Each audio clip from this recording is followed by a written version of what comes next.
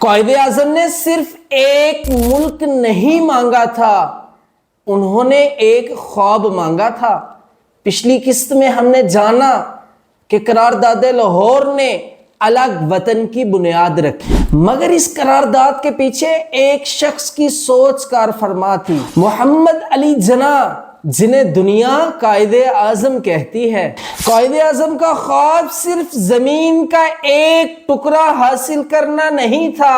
11 اگست 1947 کو انہوں نے ایک دستور ساز اسمبلی میں خطاب کرتے ہوئے واضح کیا کہ نیا ملک انصاف، مساوات اور قانون کی حکمرانی پر قائم ہوگا، جہاں ہر شہری مذہب سے قطع نظر آزاد اور برابر ہو۔ اللہ تعالیٰ نے قرآن میں فرمایا، ان اللہ یأمر بالعدل والاحسان، بے شک اللہ عدل اور احسان کا حکم دیتا ہے، اور یہی عدل قائد اعظم کے خواب کی روح تھا۔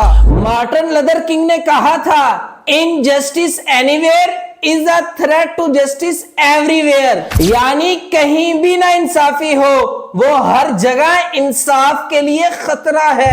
قائد اعظم کا خواب بھی یہی تھا کہ ایک ایسا ملک جہاں ہر شہری کے ساتھ انصاف ہو، چاہے وہ کسی بھی طبقے یا مذہب سے ہو۔ آج قائد اعظم کا 11 اگست والے خطاب کا اقتباس پڑھیں اور اپنے بچوں یا طلباء کو سنائیں تاکہ وہ اصل خواب کو سمجھ سکیں، نہ کہ نعرے۔ مگر قائد اعظم اکیلے نہیں تھے، ایک اور عظیم شخصیت نے برسوں پہلے خواب دیکھ لیا تھا۔ علامہ محمد اقبال نے آخر کیا سوچا تھا، یہی جانیں گے اگلی قسط میں۔ آپ کے وقت اور توجہ کا شکریہ۔